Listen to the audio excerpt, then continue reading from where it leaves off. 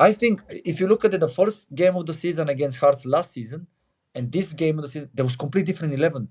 And I've never seen a turnover of players in the team as much as this. And it's so difficult to build the momentum, to build a consistency. And I think now even for Stephen Robertson, it's the same thing. That's a new team for him. That's his team. And I really hope he's given the time, because he's a proven manager at this level. And I think this is what the football club needs. And I really hope that he will be a successful, there'll be a successful period for him in this football club, because I've seen it with my own eyes how he wants to do things, and that's the right things. He just needs time. But in football, as we know, it's a game of results, and if you don't perform well, especially in Aberdeen, you pay the price. Obviously, Stephen came in at a difficult time. I had to keep the team up.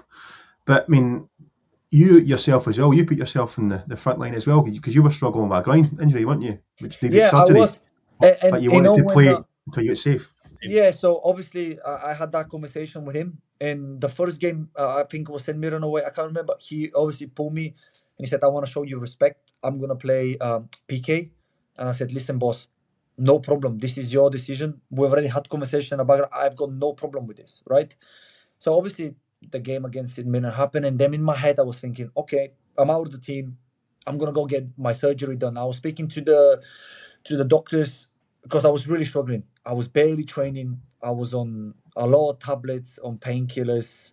I wasn't right. I was really struggling to perform. I couldn't kick the ball. It was a difficult moment for me.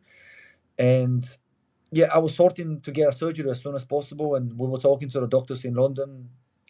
But then obviously football changes very quickly, right? And obviously, again, performances weren't doing great. And he pulled me to his office and he asked me, do you accept apology?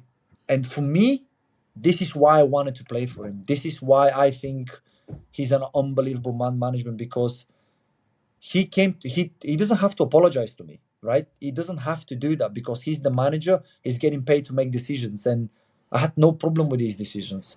But for him to say that to me, that showed so much respect, and I couldn't let the guy down. I just couldn't. And he said to me, play for me till we're safe and go get your surgery afterwards. And when it comes to the summer, I'll do everything I can to give you the best deal possible. And I wanted to do that for him, and I wanted to do that for the fans, because the fans, I couldn't leave that football club knowing that we went to the playoffs. And obviously I said, okay, I'm going to delay my surgery. And I think I played 7 games, which I kept 5 or 6 clean sheets, something like this. We went in this run, we stayed safe. And I did feel like I played a big part of it, especially the game against Kilmarnock at home, which I felt like was the pivotal of the season.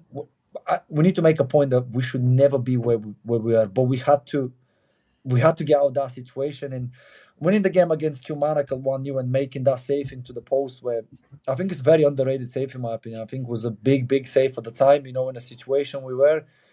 And when we are safe, obviously I went and had my surgery, and I was out I missed the first 2 weeks of preseason. I was out for a long time, and when I had the surgery, the doctor said to me, your injury is much bigger than we originally thought, because I kept playing because it became worse and worse, and actually affected my rehab time, because I was meant to be back only for 4 weeks, but ended up being 12 weeks because of me delaying the surgery, And I had numerous conversations with Stephen Robertson over the summer. And listen, like I said, I cannot speak highly enough, and how he treated me and how he dealt with my situation. It's something I can use an example. If a lot of managers can do that, it's top. It's very, very good.